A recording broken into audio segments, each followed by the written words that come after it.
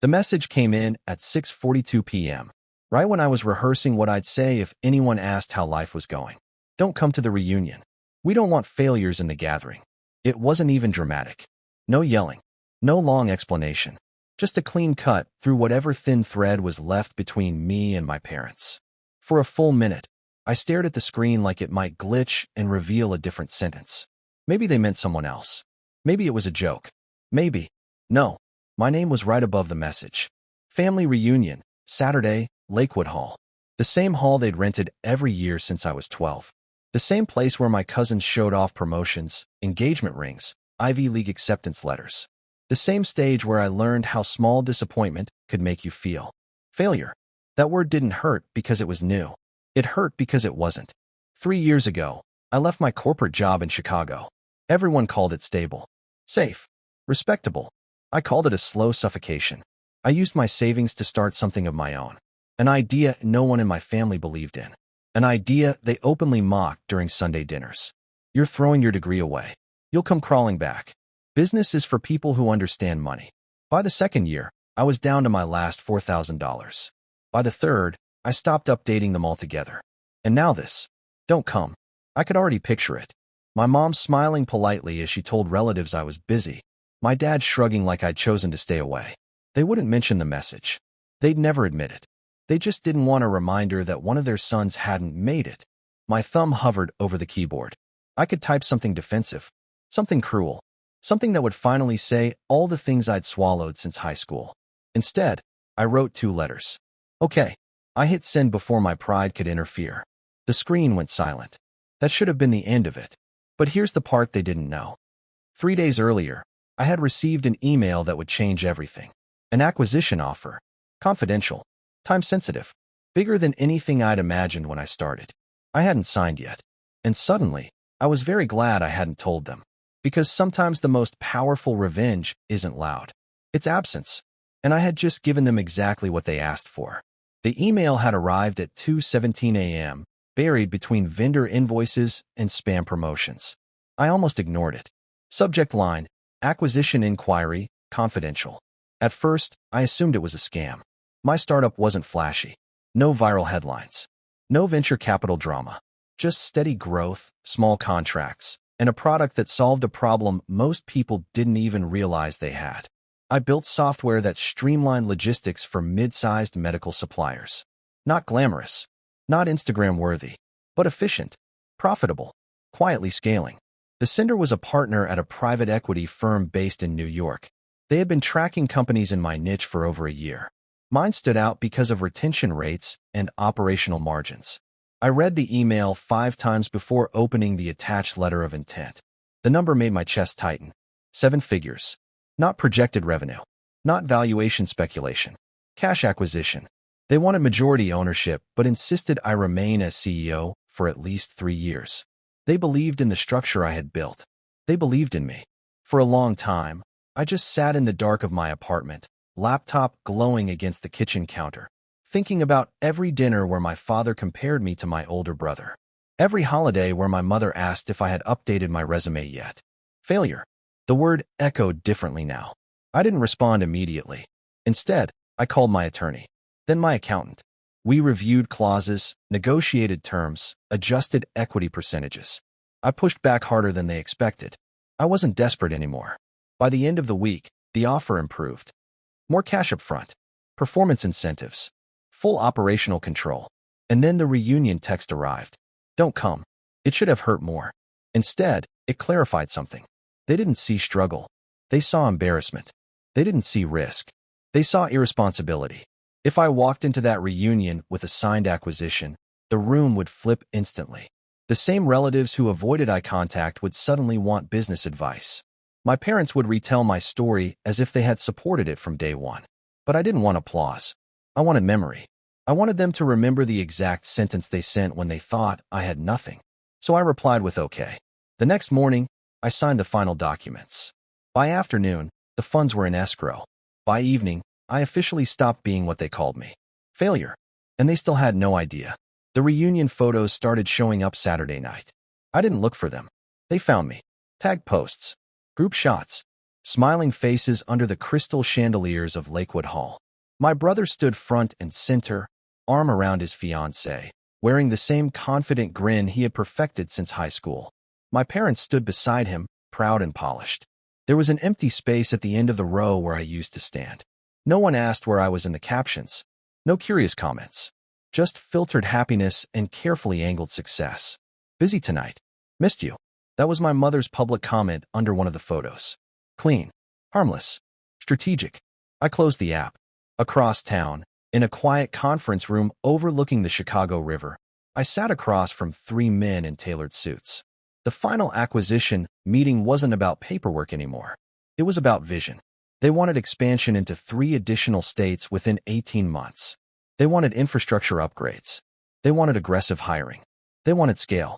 I listened carefully, calm on the outside, calculating inside. Because here was the truth no one at that reunion understood. Money was only step 1. Power was step 2. And step 2 was already in motion. One of the investors slid a folder toward me. Inside was a list of potential strategic partnerships, medical distribution networks, regional suppliers, mid-tier logistics firms that were struggling with outdated systems. One name stopped me cold. Harrison Medical Supply. My father's company. Small, family-run, proud, and quietly losing contracts over the past year due to inefficiencies he refused to modernize. I kept my expression neutral. The investor explained that Harrison was exactly the type of company we could absorb within 12 months, either through partnership or acquisition. Their market share would strengthen our regional footprint. Absorb. The words settled heavily. They had no idea who Harrison belonged to. It was just another target on a spreadsheet. I asked for their financial projections. They projected decline, debt accumulation, liquidity pressure. 18 months, maybe less. I nodded slowly. By the time the meeting ended, a new strategy had formed in my mind. Not emotional, not reckless, strategic. My parents thought excluding me removed their embarrassment. What they didn't know was that in less than a year, they might be sitting across a negotiation table from the son they told to stay home. And this time, they wouldn't control the invitation. I didn't bring up Harrison Medical Supply again during that meeting. Not immediately. Emotion is expensive in business. I had spent 3 years learning that lesson the hard way. Investors respected numbers, leverage, timing, not personal history. So I waited. Over the next few weeks, I immersed myself in expansion strategy. We upgraded servers, onboarded 2 senior engineers, and secured contracts in Ohio and Michigan. Growth wasn't theoretical anymore. It was visible, tangible.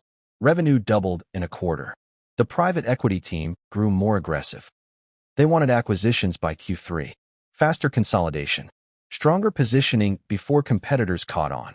And Harrison kept resurfacing in the data reports. Declining efficiency metrics, late shipments, lost hospital bids, rising operational costs. They were bleeding slowly, but pride kept them from asking for help. I knew that pride well.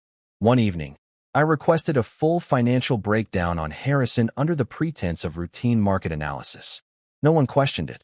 It was just another struggling supplier in the Midwest. The numbers were worse than projected. Cash reserves were thinning. Equipment loans overdue. 2 major hospital contracts up for renewal within 6 months. If they lost those, the company would dip into emergency credit lines. My father had built that business from scratch 30 years ago. He used to tell me how he slept in the warehouse office during the early days. How no bank believed in him. How risk was necessary for growth. Somewhere along the way, he stopped believing that about me. I leaned back in my chair and stared at the spreadsheet. This wasn't revenge. Not yet. This was inevitability. A week later, our firm acquired a mid-sized distributor that handled logistics for several regional hospitals. Quiet deal. Efficient transition. Minimal headlines. One of those hospitals? A primary client of Harrison Medical Supply. Contracts would be reviewed. Vendors reassessed. Technology compatibility evaluated. All standard procedure. I didn't interfere. I didn't make direct calls.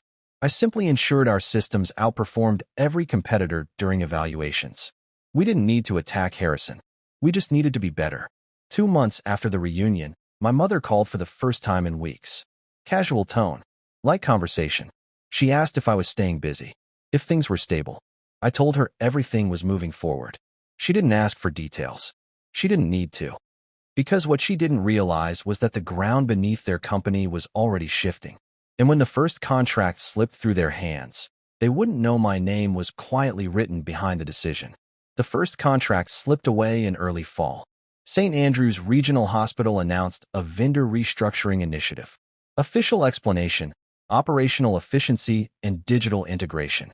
Unofficial reality: Harrison Medical Supply could not keep up. Our systems integrated seamlessly with the hospital's new logistics platform. Real-time tracking, automated inventory forecasts. Error rates reduced by 30% within the first trial month. Harrison's proposal was solid but outdated. When the board voted, it wasn't even close. I watched the internal notification appear on my dashboard at 9:12 a.m. Vendor transition approved. Implementation begins in 30 days. Across town, in the warehouse my father once slept in, someone was probably staring at the same email from the opposite side. I didn't celebrate. Success felt quieter than I expected. 2 weeks later, industry chatter began circulating. Small suppliers were nervous. Consolidation was accelerating. Larger tech-driven distributors were absorbing market share faster than analysts predicted. My company's name started appearing in trade publications. Midwest Efficiency Leader. Emerging Powerhouse in Medical Logistics. I knew my parents read those publications. My father treated them like Sunday scripture. Still, no call. Until late October. It was my brother. His voice sounded different. Less polished. Less certain. He mentioned that Harrison had lost St. Andrews. He blamed hospital politics, digital mandates, changing times. He said Dad was frustrated but confident they would recover. Then he asked a casual question. Have you heard of a company called MedAccess Logistics? That was us. I kept my tone neutral. Said I might have seen the name around. He exhaled slowly. They are everywhere lately. After the call, I stared at the skyline outside my office window. The city looked sharper these days. More defined. The second hospital review was scheduled for December. If Harrison lost that one too, their credit line would tighten. Payroll would strain. Equipment upgrades would be delayed again. I wasn't pushing them. The market was. But I understood something they didn't. In business, decline rarely feels dramatic at first. It feels manageable, temporary, fixable, until it isn't. 3 days before Thanksgiving, my mother texted. Your father is under a lot of stress. Business has been unpredictable. Hope you're doing well. No apology. No acknowledgement of the reunion message. Just a shift in tone. I typed a simple response. I'm doing well. Let me know if you need anything. I meant it. Because when the second contract decision landed, they would. And this time, the invitation would come from them. December arrived colder than usual. Snow buried Chicago in silence. But the industry was anything but quiet. The second hospital review meeting was scheduled for December 14th, Mercy Valley Medical Center. Harrison's largest remaining client. If they lost Mercy, projections showed a 28% revenue drop overnight. I did not attend the review session personally. That would have been reckless. Instead, I monitored everything through internal updates and performance reports. Our integration team had spent weeks preparing a flawless presentation. Real-time analytics, emergency inventory automation, cost reduction models that looked almost unfair on paper. Mercy's board wanted future-proofing. Harrison offered familiarity. Familiarity doesn't win when budgets shrink. At 4:37 p.m., the decision came through. Vendor transition approved. I closed my office door before reading the full report. Not because I was surprised, but because I understood what this meant on the other side of town. Harrison Medical Supply had just lost over half its annual revenue in less than 4 months. The projections updated instantly. Cash reserves would last 9 to 11 months at current burn rate. Equipment leases were already stretched. Their line of credit would likely be reviewed within the quarter. I leaned back and let the weight of it settle. This wasn't revenge in the explosive sense. There were no confrontations, no dramatic declarations, just consequences. That evening, my phone rang. Dad. I hadn't seen his name on my screen in nearly 3 months. His voice sounded controlled, but thinner than I remembered. He asked how business was. Asked if I was still running that software operation. He said the market was changing faster than expected. Digital consolidation. Aggressive competitors. He didn't mention Mercy. He didn't need to. For the first time in my life, I heard uncertainty where certainty used to live.